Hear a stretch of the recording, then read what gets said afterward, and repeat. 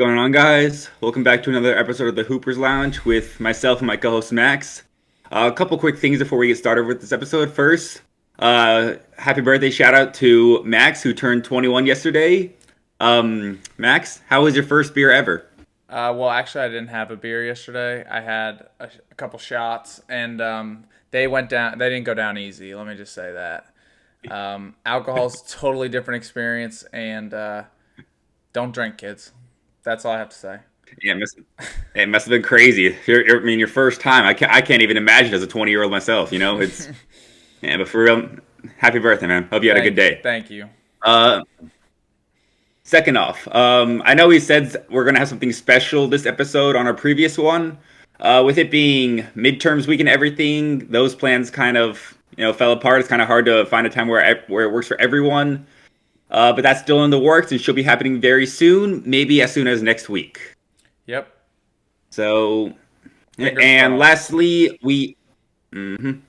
And lastly, we have decided to, at least during the off season, record once a week, just so we're not constantly scrounging for mediocre content. We're trying to provide the best, and there's not a ton of NBA news and events happening as of right now, so we figured it's easier to get it covered in one episode rather than two. Yeah. So a little bit of a formatting change, just until at least the start of the Regular NBA season. Yeah. season, and from there we'll decide whether two or one is better. Yep. And That being said, got anything you want to add? no, I was just gonna say that we probably will go back to two once the season starts with all the games and stuff. Hmm. Just with all the recapping we'll have to do, but Hmm. yeah, that is Yeah, there'll be to be there'll be a lot more to determined. cover then. Yeah, that'll be to be determined.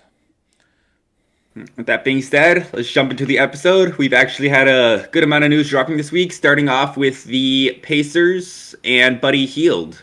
It was reported that Buddy Hield wants to trade from the Pacers, and they are actively seeking out. Hield's one of the premier three-point shooters in the league, actually one of the more underrated ones. Since he's been drafted in 2016, only three players, those being Curry, Harden, and Damian Lillard, have made more threes than Buddy Hield.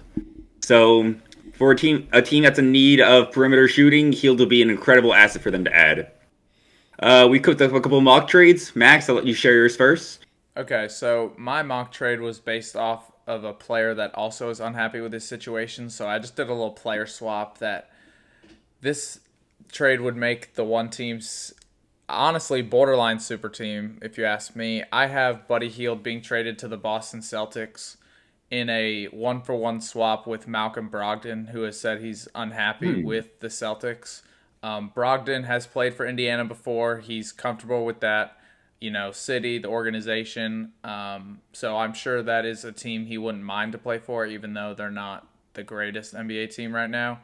I feel like Buddy Hield and Malcolm Brogdon are in the points of their career where they have similar value. You could throw in another pick to send to Indiana if you wanted to, but I think Buddy Hield to the Celtics would be a really good shooting piece for them. Brogdon can shoot the ball too, but like you mentioned, Buddy Hield just shoots it so much more, and his range is way deeper than Malcolm Brogdon's, so he can spread the court for the Celtics, I think, in ways that they haven't had before, and that would make them, I don't know, maybe the best roster in the NBA on paper at least if they made a trade for Buddy Hield. I actually like that trade. It was reported that Brogdon wasn't happy. He has played for the Pacers before, so he knows his way around that organization. I don't exactly know why Brogdon was unhappy. Maybe because I'm assuming because he wants a larger role with I whatever team he's I on, guess I don't know. and I don't know if he'd get that with Indiana with Tyrese Halliburton as their star guard. I think they'd rather prioritize Mathurin's development Brogdon, over yeah. a veteran. But I do like the fit of Heal to the Celtics. I like that a lot. And that would make the team very good. The spacing that Heal would provide for Tatum and Brown drives would be incredible. He can just stand in the corner and he'll make and have six open threes a game. Yeah. Just because teams will have to help on Tatum and Brown drives. So I like the concept of Heal to the Celtics a lot. Yeah, thank you. And what did you cook up for Buddy Hield? I've cooked up the trade to a team where Buddy Hield has been linked to in the past. I have Buddy Hield going to the Lakers, a team that's always in need of shooting, a team that LeBron James teams are always in need of perimeter shooters, and there's not many better than Buddy Hield. So he's been linked there in the past. I have him going to the Lakers. I have the Lakers giving up D'Angelo Russell, Max Christie, and 2 second-round picks. The Okay. Lakers are trying to win now. Russell kind of collapsed in the playoffs last year. He went Terrible. quiet. I think the Lakers would be okay with getting rid of him. I think the Pacers are still in rebuilding mode, per se, even with their superstar and Tyrese. So I think they'll be okay with accepting a young developing player such as Christie, who has shown potential in the summer leagues, and 2 seconds for filler. Yeah, I like that trade a lot. Like you said, the Lakers are in desperate need of shooting. D'Angelo Russell collapsed, especially in the Western Conference Finals last year. He was unplayable. And Max Christie would be a nice young piece for the Pacers to maybe attempt to use and, progress through his career, or they could use him to trade to a different team. So, yeah, it'll be interesting to see where Buddy Hield goes. And also, while we're on the topic of the Pacers, I wonder if Buddy Hield goes, if they're also looking to trade Miles Turner, because they say that every year and then they never trade him. So if Buddy goes, maybe Miles Turner will try and get out of there too. I don't know. Only time will tell, though.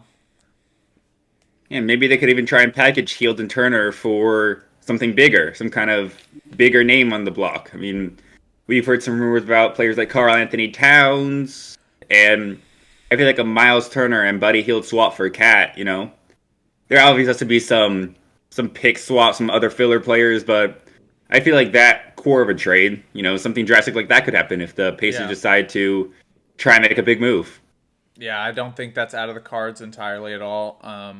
And it'll be interesting to see what the Pacers decide to do moving forward. It is. They're definitely going to be a team to watch. And who would have thought borderline playing team would be one of the more interesting ones at this point in the offseason? Yeah, they have a couple intriguing trade pieces. And like I said, Miles Turner has been for the past couple seasons. So, yeah. All right. That being said, let's move on to our next topic of the day. We had a new jersey drop. The Orlando Magic released new alternate uniforms for their 2023-24 season. Max is going to pull up a picture right now. I'll also edit a That's what I'm picture of it doing. into the recording. They were similar to the iconic Magic jerseys of the early 2000s that players like Shaq and Penny Hardaway wore. Blue with pinstripes, the star as the eye, and is my top 10 jerseys of all time. I had those ranked, so I'm obviously a huge fan of these jerseys. I think they look sick. I'm very excited to see them on the floor by the new Orlando core of Boncaro, Wagner. Like, look at that; those look really clean. Yeah. They didn't have pinstripes; they had stars instead. But I actually like those a lot. The Yeah, pinstripes are more iconic, but I think it's a sick jersey. I do too. I like the Stars a lot. I wonder how many times they'll wear them this year. I mean, hopefully a good amount because it's better than the jerseys they wear. Other than that, Yeah, the other jerseys suck. I don't know they really why do. do They're they even not. have a black jersey? They should just wear blue every game. Why do they wear black? I don't know. Like, obviously, every team needs a white jersey, so the white's Yeah, excusable. But where does black come from? they're white and Like, blue it just doesn't fit and their scheme silver at all. They are white and blue. and Yeah, silver. white, blue, and I hope they don't ever pull out silver jerseys though. That'll look No, but horrific. silver's like an accent color at least. Yeah, it is. But I mean, their black jerseys aren't the worst black jerseys I've ever seen. They just They're don't not. really fit the theme of the team. There's no blue on the jersey. That's the problem. It's just black and white with a little bit of blue, and it looks dumb. But hey, these don't. I hope we get to see these a lot. Yeah, I do too. It'll be interesting to see if they bring out like a throwback court to wear or to have when they wear the jerseys. That would be Yeah, sick. yeah, we have seen teams do that a lot, and most notably the Heat with their Vice City, the Suns with the Valley. Yeah. So yeah, it would be really sick. I don't know if they will because these aren't city uniforms. They don't have like an official like brand behind them, like Yeah. the aforementioned two I just said. But I mean, hey, if they redesign the court to fit the jersey, imagine a court with like that design of stars on the side, maybe the Yeah. blue painting around.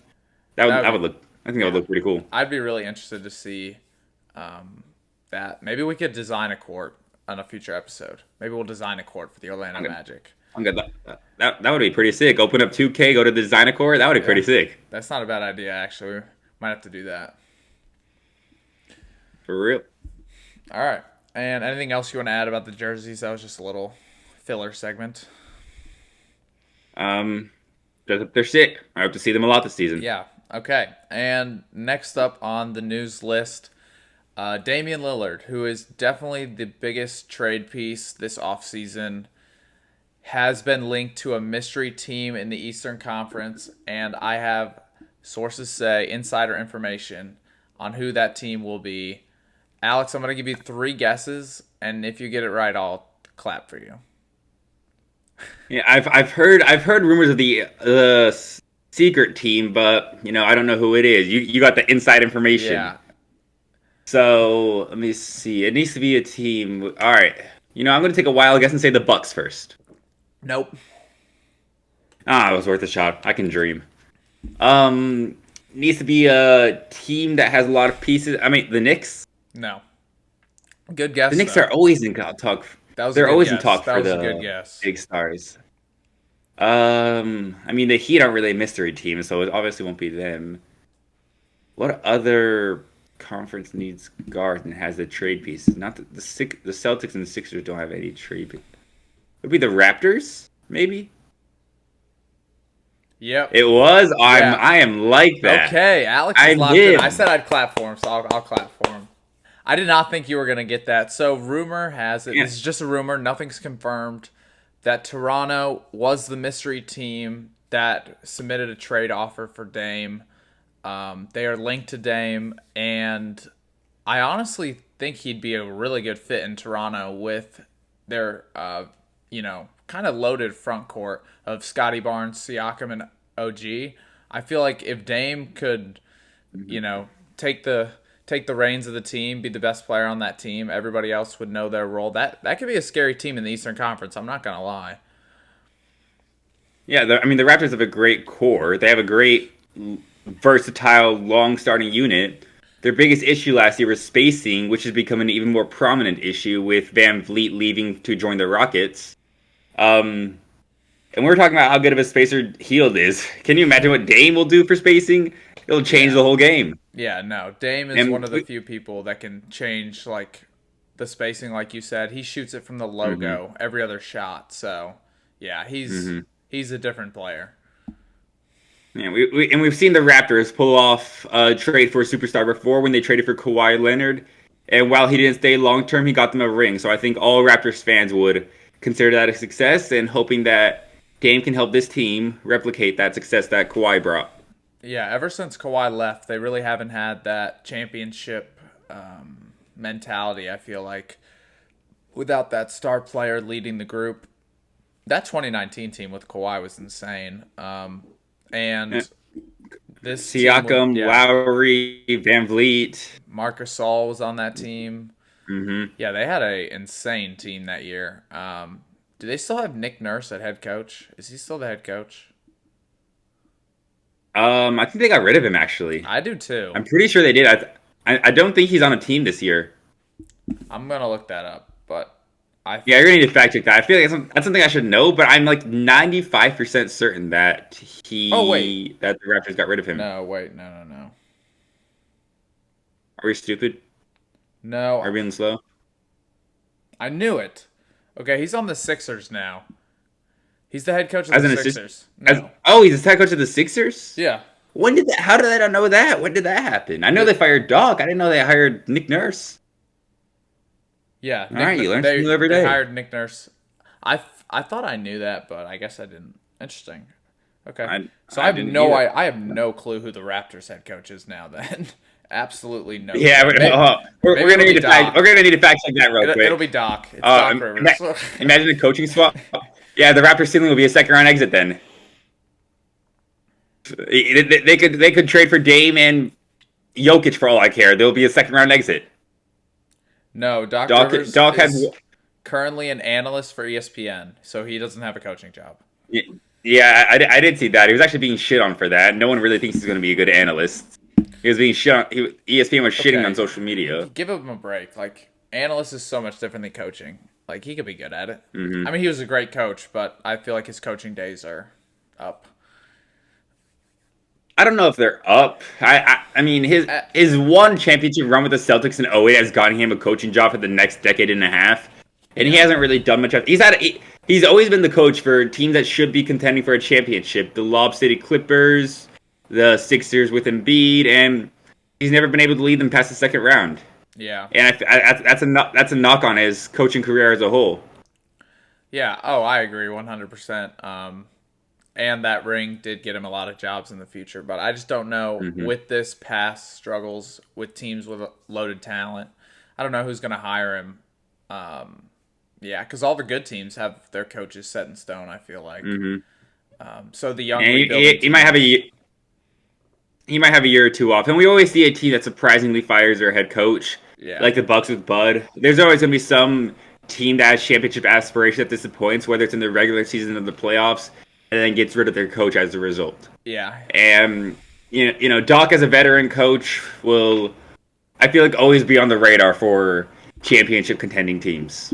Yeah. The coach is usually, like you said, the scapegoat of contending teams that don't make it Hmm. as far as their fan base and the GM want them to. So it'll be interesting to see where Doc lands this year, but I'm interested to see him on ESPN. I wonder if he's gonna like call games with like Mike Breen, or if he's doing like Yeah. the talk Did he say shows. Did he say he's a commentator or analyst? And it said analysts, but there's Because analysts do they the got game. yeah, yeah, ESPN got rid of Mark Jackson and Van Gundy, so Maybe maybe they're he's. using Doc as a substitute to Yeah, I don't replace know. them. Maybe. I'm gonna miss Mark Jackson and Van Gundy though. That's all I gotta say about that. Oh, that trio of Breen, Van Gundy, and Jackson. First of all, great trio. Second of all, hilarious trio. Yeah. Jackson and Van Gundy just argued with each other half the game while Breen delivered the most iconic calls of all time. It's Like awesome. that is Yeah. such an iconic. It's such an iconic trio, and it sucks to see them go. Yeah. The It's a really ESPN. underrated part of a lot of NBA games. Yeah, ESPN let go of a lot of talented people in the Hmm. past couple months. And for So and for some reason they kept Kendrick Perkins. Very yeah, interesting decision there. yeah, it'll be interesting. But yeah, I think that's all we had on the Damian Lillard stuff. Toronto is the mystery team, and I'd love to see him go to Toronto because I feel like no one's expecting him to do that, and I think that would shake up the league in Hmm. ways not a lot of people are anticipating. Yeah, Yeah, similar to the Mitchell trade to Cleveland last year, when he was basically presumed to go to the Knicks, and then the Cavs came in and stole him at the last minute. yeah, Definitely shaped up the projection of the Eastern Conference, but yet it didn't affect the Knicks that much as they went on to beat the Cavs in the playoffs that year. yeah. No, So, Donovan Mitchell needs a little bit more help on that Cavs team to compete hmm in the East, in my opinion.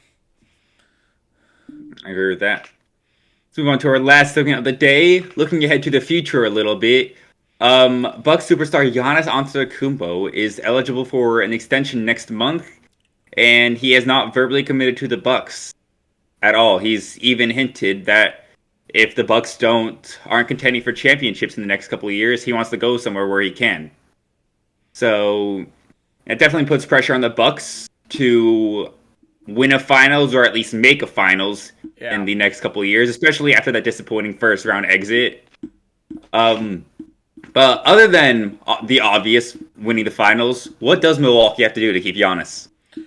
Well, in my opinion, Giannis, first of all, if he wants to compete, he's the Bucks' best chance of competing for a title. And I've seen him not carry a team to the championship because in 2020, I mean, you guys had a great roster, but Giannis was obviously the focal point of that team, and he will be on any team that he's on. So if he wants to compete for a championship, he just simply has to get better.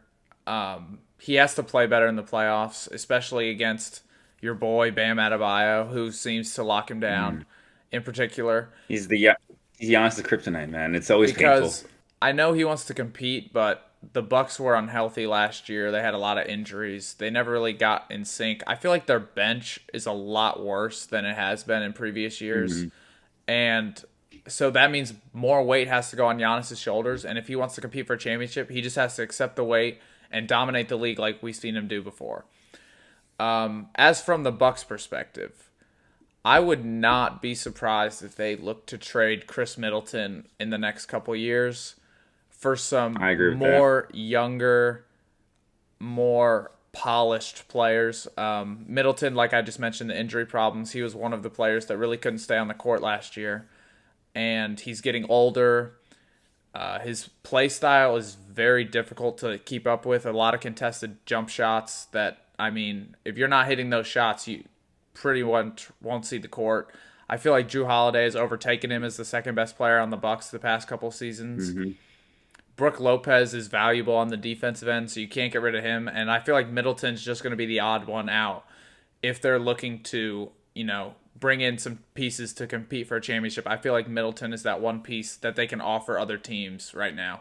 So that would not Hmm. surprise me if they try and get rid of him. Maybe not this year, but next year or the year after. I would not be surprised to see Middleton wearing a different uniform.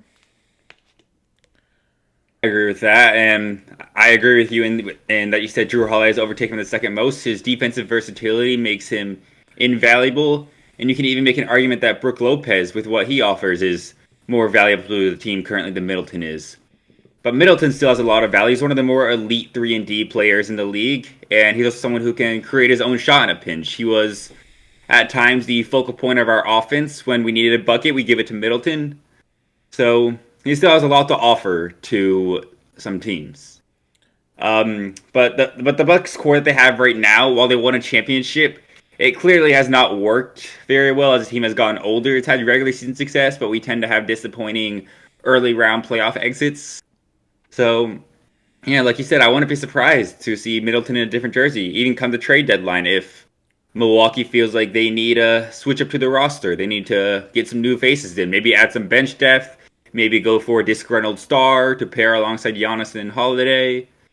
You know, the Bucks are they don't have a lot of trade value in terms of picks either. They gave up a lot of those in the Drew Holiday trade, so they may have to pair one of their young players like Beauchamp with Middleton in order to get more value for a star. But yeah, we'll see what happens. Yeah. It's definitely a big season for Milwaukee. They know they need to win to keep their superstar happy and in town, and it's pressure starting to turn on.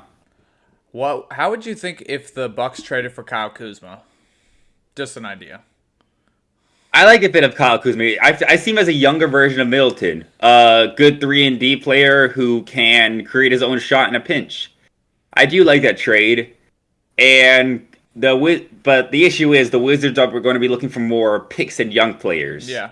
The Bucks we don't have a ton of aforementioned picks and young Yeah. players to offer. We'd have to come up with, and I don't know if they'd accept a Middleton for Kuzma straight up trade. The So we'd definitely have to pull some strings, maybe incorporate a third team in there. That's what I was gonna say. But I do like that trade for Kuzma. I Yeah, like the idea of the that. the NBA has a lot of 3-team trades go on, and I feel like Kuzma is just a younger version of Middleton, like you said, and that's where my head was at. Kuzma's a player I think you guys could trade for. I'm trying to think of some other guys that are around Middleton's skill level. Maybe even healed, like we mentioned, Yeah, just for Buddy spacing Hield. purposes. A team around Giannis can never have enough spacing. Yeah. Who else is on the trade block? I'm just thinking of names.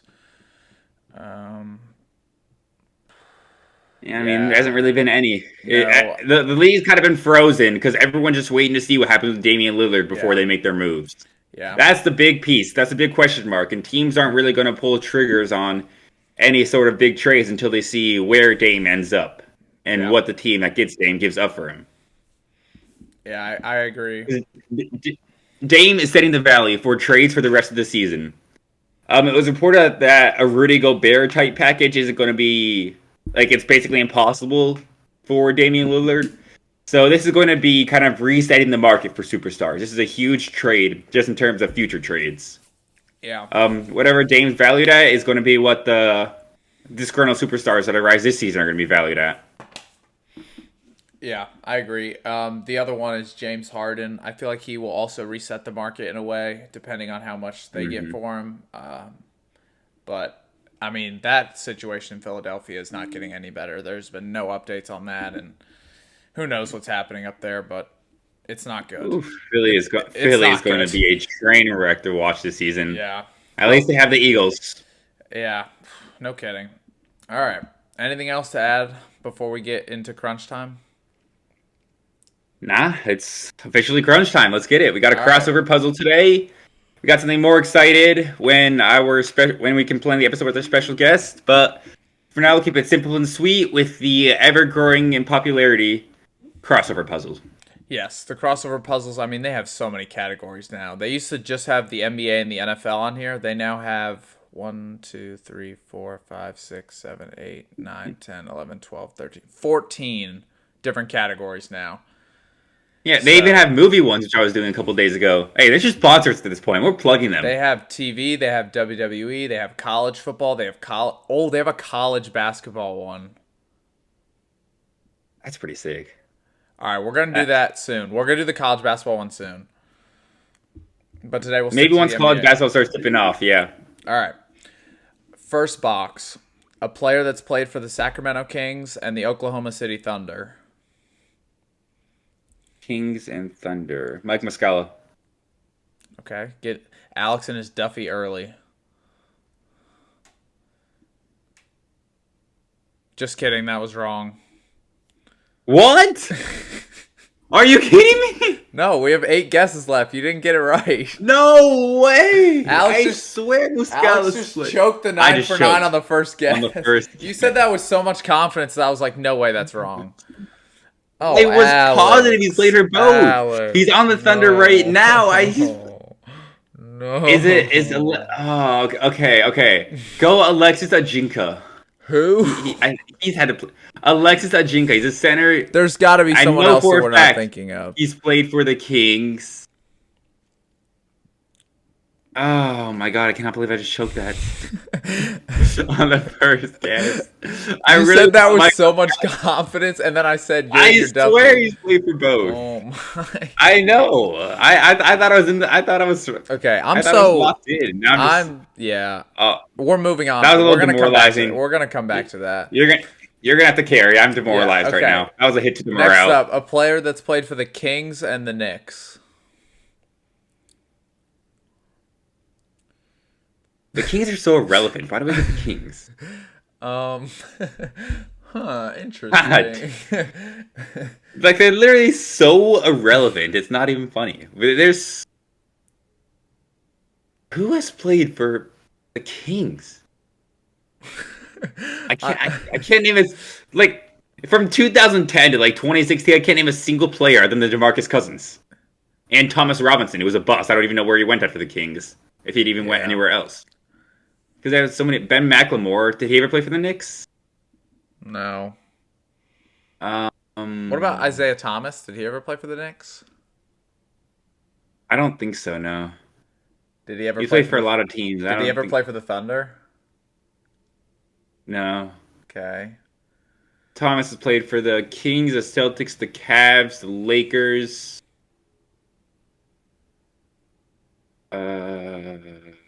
Oh my God, Alex! Right. The Kings and Thunder is Sabonis. Oh my God! Are we stupid? No. Sabonis was on the Pacers. No, he was on the Thunder before the Pacers, with Westbrook and Oladipo. He was on. Oh, that you're team. right. You're right. I forgot Sabonis was drafted. I completely forgot Sabonis was drafted by the Thunder. Rez, that one was low key easy. I'm not even gonna lie. Now that I thought about it, Sabonis was low key easy. I'm not gonna lie. I would not have thought Sabonis was drafted by the Thunder. I completely forgot about that. Okay, we're gonna skip the next one because we're blanking on that. Kings and a player that scored 15 points per game in his rookie year. Tyreek Evans. Okay, let's go, Rez. He won Rookie of the Year. Why did Tyreek So just auto-correct to tireless? Yeah, but he won Rookie of the Year, so I'm sure he had. Yeah, there we go. I'm sure he had to get more than 50 points He's in back. Rookie of He's the Year. back. He's back. Okay. Next up, an easy one. Lakers and Thunder, Russell Westbrook. Mm-hmm. Don't even have to think about that one. Nope. Next up, Lakers and Knicks.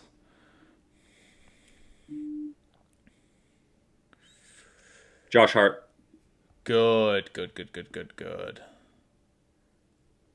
Okay. Next up, Lakers and a player that scored 15 points per game his rookie year, LeBron.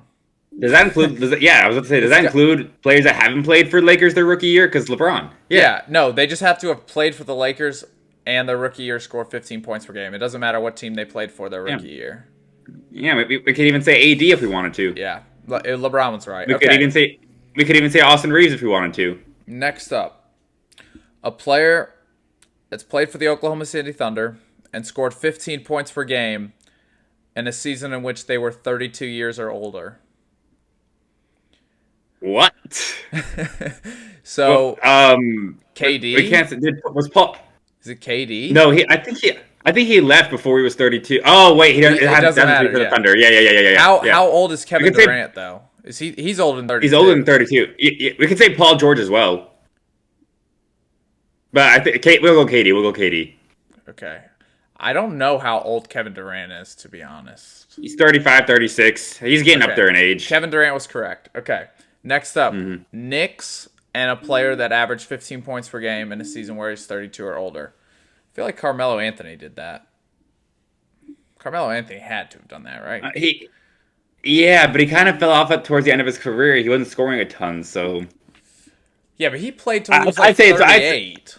I think he played. yeah, He was old. I'd say Melo's a good guess. We could also say Stoudemire. I think Amari Stoudemire did that.